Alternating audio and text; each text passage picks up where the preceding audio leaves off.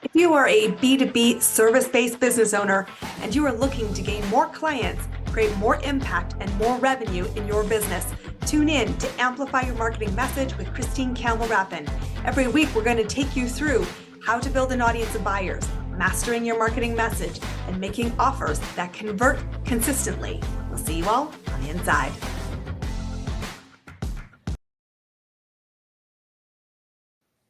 Welcome back, my friends. Today, we're going to be talking about a lightning rod conversation. So many business owners that I see posting on social media, hanging out at the local watering hole, are all talking about the burnout, that wall that they hit, and everybody hits it. But what if you didn't have to? What if you could actually avoid this burnout that is epidemic in the world of entrepreneurship? Well, I believe you can. And my guest today is not just going to show you that it's possible. He's going to actually give you some great practical tips to make it your reality. So give a warm welcome to my fellow Canadian coming onto the stage. This is James Eliot. Welcome to our show, my friend. Thank you. Thank you. Glad to be here. Happy to be here. I'm excited to have this conversation because Right. I think that sometimes burnout is both a badge of honor and a element of a shameful truth. How did I get here? Yes. In your Yes. opinion, That badge of honor or lack of sleep. I only slept 4 hours last night. I was blah, blah, blah. Like, that's not something to brag about, but to your point, yeah, absolutely. there's two camps in this idea, but why is it even happening? Great question. I think the fear of, what if I take the risk? The fear of risks, right? The human brain is extremely risk adverse. Humans are extremely risk adverse, and we've often had the programming from our parents too, as well, which education, teachers, authority figures, parents, grandparents, you name it, all the programming, the whole, pay off your mortgage first. Well, no, not when mortgages are 3, 5, 6, 7%. Put the money into stocks instead and make 10, 15, 20%, or get a stable job or whatever. My mom doesn't sell like that, but anyway. Some people do. Well, fair. It's like, get a stable job and all these things that we're trying to do. Work hard, and yes, you need to work effectively. You need to work smart, work efficiently. You need to do the work. I think just the secret is missing a secret, and you need to actually do the work here in the 3D world as well. As much as you visualize and meditate and all the great stuff, you still need, and I do, and you need to do the work too in the real world. That being said, you need to do it smart, and I think a lot of people, their worries, their fears, the doubts, the limiting beliefs keep them from hiring people, from outsourcing, from even getting off the treadmill of doing and thinking, should that even be done at all? Should I be even doing that versus they're busy doing it?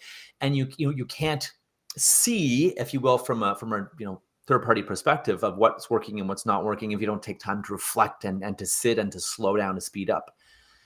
So I love that you indicate that both this is conditioning, and when you're being driven by somebody else's voice who is living rent-free in your head, that you have a lot to play in where your reality is established. True. And there is, I see it in both men and women entrepreneurs equally, this idea that I want this, so I must do all the lifting, even though we've never stopped to think, am I qualified? Does this make sense? And to your point, I thought that was brilliant. Do I even need to be doing this? Because often we're mirroring some broken practices which perpetuate the problem. Exactly. Or Bob the Builder does it, so I guess I should do it because he's got a successful business, or she does this. Maybe that actually doesn't work in your business, or maybe that actually they're just doing that, but there's no reason to. That's not really what contributes to their success, And I think it's valuable to look at that as well. And is it really, dancing around the campfire, chanting "ooga booga booga" that is the difference between success, or is it some of their other things they're doing that is having them be wildly successful, and distilling what that is so you can do that. And then, unless you want to dance around a campfire, which actually sounds kind of fun, you can almost the season. No judgment. It's almost the season of campfires. That's okay. We're not gonna judge it. But it's also true that we measure ourselves against businesses not at the same level of us. Like I think we look, and I know I see this all the time. We measure ourselves because we got diluted into the 4-hour week, and you read the book and thought, I see all these influencers, especially in the last 5 years. It's less of an issue today than it was even a year ago. But this idea that I can have this massive success, and I can do it in a very small window of daily hours, but also in a very condensed timeline. Or you're measuring yourself to a big guru who is omnipresent, is doing tons of content generation, but they also have an enormous amount of resources behind them. Exactly. And have learned and invested to get to that level versus you who's starting out with day one saying, well, that's my expectation. So let's just jump on this grenade. Blow up your expectations. There is no glory in thinking you have to do it exactly the way someone who is at a substantially different level of business than you.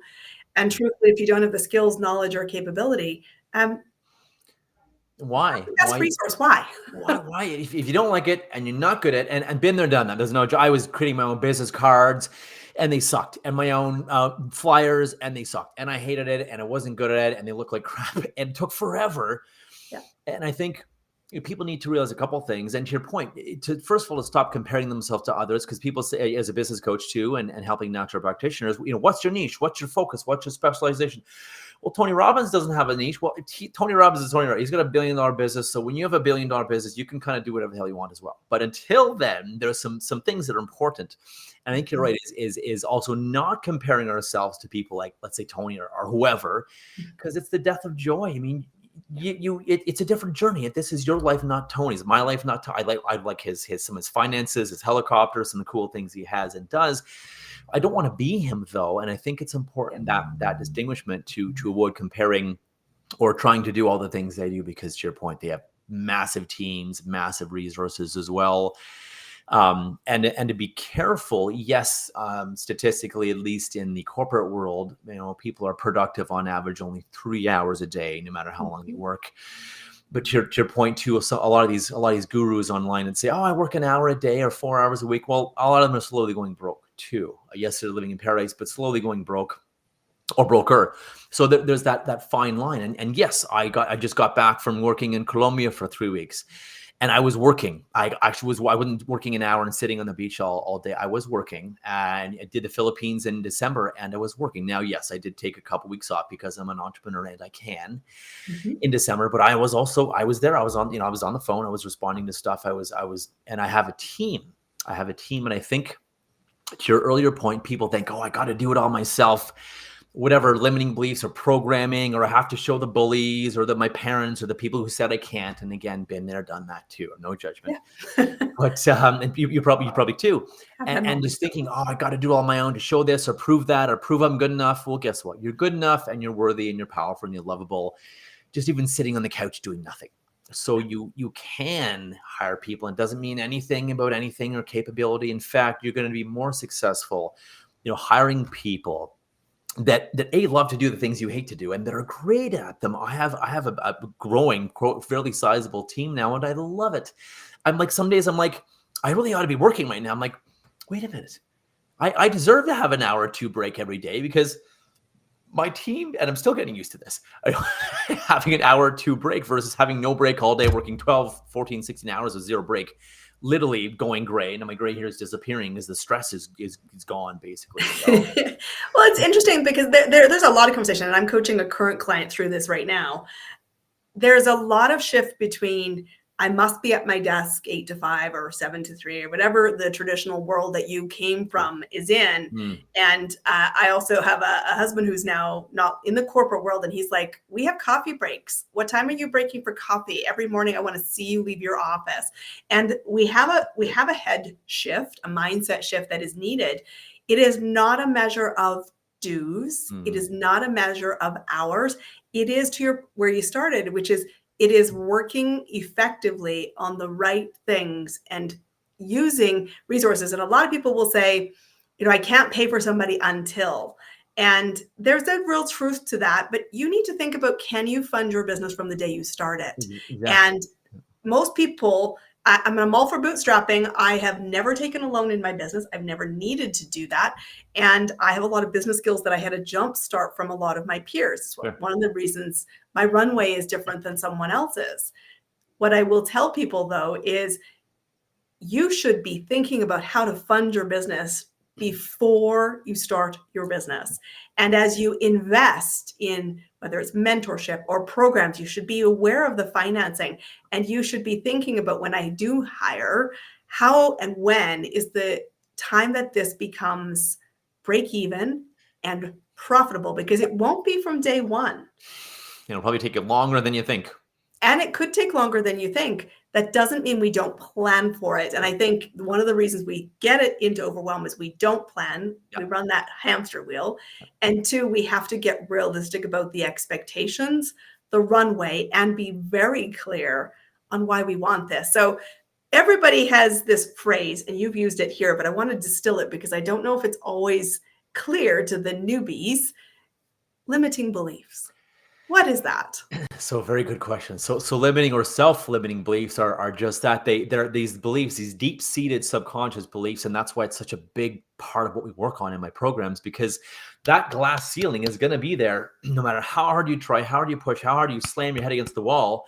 Please avoid doing that. If you don't remove these your subconscious mind is 95% of your brain. Our conscious mind, I'd like to lose weight, make more money, talk to that beautiful man or woman, whatever it is, that's only 5% of our brain. The reason often we're not talking to the beautiful man or woman, or losing weight, or going for a run every morning, or whatever, starting a business, leaving corporate, the middle finger to your ass type thing, and leaving the corporate world, is because that the subconscious beliefs, the fears, the limitations, the programming, usually of parents, grandparents, teachers, culture, society, religion, news, media, friends as well, well-meaning or not, and that truly limit us. And if you think they're not real, just try walking through that metaphorical wall and going for what you really want, when your brain's like, oh, you can't, that's not possible, or like you said earlier, oh, I can't afford it. Mm-hmm. And my biggest realization, Christine, honestly, was that I can't afford not to do this shift and hire people and to outsource. Literally, I tell people you can't afford not to do it. And that even good quality VAs, yes, they vary, but even 3, 4, 5, 10, 15, 20, 30, 40 bucks an hour. But I've hired project-based people for like $2-3 an hour for simple things. Or, I have a team of VAs, as well. And it's amazing when you find great people, and yes, not everyone's going to be the perfect hire, just like hiring people in the US or Canada or wherever. But you can hire some amazing people that are talented, that love doing the doing, and are very supportive, help you out. So there's one thing. The other thing too, I can't afford it. I got a couple thoughts on that one. we need to be very, very careful that, because, I got a severance when I was laid off, and I thought I just won the lottery. And yes, I spent every cent of it on my business. It can be very uncomfortable to do. But if you keep that money locked away and it's like the precious, right? It's like locked away and not spending any of it on your business because you're scared, or what if it doesn't work? Then it's not going to work. We need to invest, right? And yes, being smart with our money and taking risks, investing. I have a line of credits, and that's what they're there for. I've had it up to 80. I think even 100K one time, investing in cool new things, and then you pay it off, and then it happens again, and you pay it off. So it's the life of an entrepreneur. You don't always have to take loans like you said, but I'm fortunate. I had a very, very large line of credit because I was preparing for my business even back in the corporate world. And because I was in the corporate world, the banks loved me and said, sure, we'll give you lots of credit, that I was able to. And you made the decision to go into it and say, well, then I will make it right. And here's the way to flip this, because you will never be certain enough. You will never have, there's always a reason. That's the limit. That's that thing that you hit. This really often not something you're really tangibly touching. True. But just flip the switches. What if it went better than you thought? What if you simply made the decision and made it right?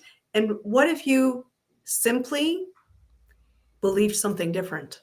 Correct. You have that ability. The way you choose overwhelm is the way you choose to get out of it. Correct. And so in order to shift, hit these limits, say, not on my watch, business owners get to choose. And what do you think they want? What do you think is the big holy grail that makes it worth it. Because Yeah, remember, guys, this nobody put your back against the wall. You decided to make the leap. true, And true. everybody, I always tell people, you're the spark, and coaches, mentors, course providers, other resources, people that will do the work you don't want to do are fuel sources. But you Correct. must be the spark. So what do you think people want? What's the holy grail?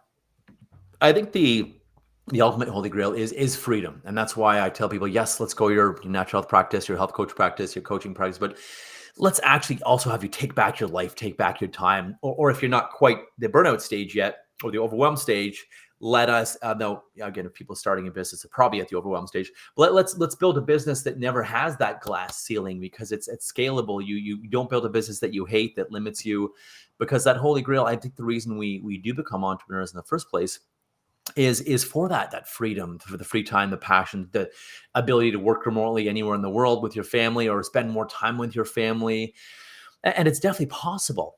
It's definitely possible. It takes a team, but I think that's a holy grail. And I think people don't realize that it can be a lot less expensive to get there than you think. Again, I'm all for bootstrapping. I have lots of free softwares I use, lots of paid softwares I Lots of use. things you start with and then Yeah, evolve from. exactly. You don't have to start with thousands upon $1,000 on a software or a thing. I would recommend investing in mentoring. That's for sure. I'm a little biased. I've had mentors all my life, and I've spent hundreds of thousands of dollars on mentors, on training, on personal development, mindset, because it's everything. And it's a difference between having a business that, unfortunately hits the statistics of, on average 1 year, what is it, 90% or 95% of businesses fail, and then 3 years, 5 years, 10 years. So it's a sad statistic. But again, I think, well, here's an example. I made $0 the first year of my business, $0. Hired a mentor, started to be like, and then really going, and then hired an even better mentor, and this hockey stick, just so. Yes, I think investing in some things, you don't have to blow all your life savings on. However, to your point, be prepared to invest in what you want to create, and create your own certainty. People say, "Oh, I don't want to spend yet." Or this one lady said to me, I said, "What are you doing for marketing?" Because she wasn't making much money. She's, "Oh, I can't afford marketing yet." And I'm like, well, first of all, you can't afford not to do marketing. And what I'm actually hearing you say is, I don't believe I'm good enough. I don't believe this will work. So I'm not going to spend money until I can prove 100% this is going to work. And life doesn't work like that, right? Fate favors the fearless. So be fearless. And yes, bootstrap something, pick and choose and do it intelligently. Bootstrap some things, and other things you need to spend big bucks on. And that's okay. Just do it intelligently. Yeah, and manage your risks around it. I Correct. think one of the most powerful insights is, yeah, we all, everyone's journey is different. So Mm, again, we're going to go back to watch your comparison. And where you start isn't where you stay unless you choose that. And in the path, really intentionally saying, I'm going to flip the switch. I'm going to make a decision and make it right. And one of the things that I observe the most is when people say they can't mhm. spend, can't do it, Don't the can't time. whatever, and they buy into that narrative. Yeah. What I hear is you will never change your current reality. People come to me all the time saying, I want clients. I said, everything you are doing, everything I observe, every decision, every language, every excuse indicates you don't. So let me Correct. ask you again, why are you here? And what does the business need to provide? Because it will be scary. Do the Very. fear, Yeah. lean in anyway, and you get to choose your journey. So if burnout is where you're Mhm. living, know that you have the complete control to change it. I love to ask every guest on my show this question because I want to show you how diverse people's lane is Mhm. in terms of how they build their business, Yeah. what lights them up. And so let me ask you, how are you amplifying your message to find clients right now in a way that feels great for you and wins in the marketplace predictably? Great questions. Doing things like this, getting in front of people. One of my mentors used to say, "Get in front of the peoples," and she's right. Get in front of people. True. So swap, different swaps, and because I love featuring you as much as having you on my stuff, my Yeah. socials, as much as Eliot being here. So speaking summits, just Google search summit with the name of what you do. Business coaching summit, life coaching summit, health coaching, health summit. Google the word summit with whatever you do. Going to be launching some Instagram ads because I hear they can be quite effective and quite cost efficient when done right. So I am going Mhm. to hire someone for that to make sure it's done right. There's things like that. I'm doing ever since COVID, I've been done a lot of networking online, which is cool because I can network with people all over the world because I can work with people all over the world, which is really great as well. Writing a couple new books as well. What am I doing? What else am I doing? What's something unique? I think it's doing the SWOT. Those things aren't unique, but they're effective. And so, guys, again, don't reinvent the wheel. And what I love about this is if your goal is growth, we've said this before on our platform, guys, but if you're new here, welcome to the first of many times you'll hear this, which is you must always get in front of your next buyer. Because truthfully, your business will be built on strangers. There is no shortcut to that. There is no business that is outside of that truth. And so again, if you're going to get into this, fund it, plan it, and know strangers are going to be important. So I love that you're speaking. We had a great opportunity to share podcasts in your platform a few weeks ago. And so I want to give people the opportunity. They've heard you here on Amplify Your Marketing Message. How do they find you? How do they connect to the work you're doing? Great question. They can go to limitless-entrepreneur.com. They can find me, James R. Eliot, with one T. I'm the Scottish Eliot. On LinkedIn, James R. Eliot. Otherwise, limitless-entrepreneur.com. If you want a free quick training too, /growth as well, we'll get you to a free 10-minute training on how to actually grow your practice and to make more money and take back your time at the same time. So this has been fun. I can talk about so much more, and I love how you hit on what are your reasons that you can't. What are you saying literally that you can't, and we really need to look at that. I can't because my family, or I gotta do this, I gotta do that, or I can't spend the money. And I think I would leave people with that. Just what are you saying, and are you literally, do you want to be successful, are you saying the opposite? I think it's a very valid point you made earlier. Guys, congruency is everything. It's how you build momentum. It's how you find your people, and it's how you build trust. It's very simple. Business growth is elegantly simple. Guys, go connect to James R. Eliot. You will find his details down in the below chat. If you want to avoid burnout, you can avoid burnout. Thanks for being our guest today, guys. We will see you all on our next episode. We'll see you there. That's a wrap on another amazing episode of Amplify Your Marketing Message with me, your host, Christine Campbell-Rappin. Be sure to subscribe on your favorite podcast platform so you don't miss another great episode. And be sure to visit christinecampbellrappin.com/podcast to get a free resource on how to master your marketing message. We'll see you all on our next episode.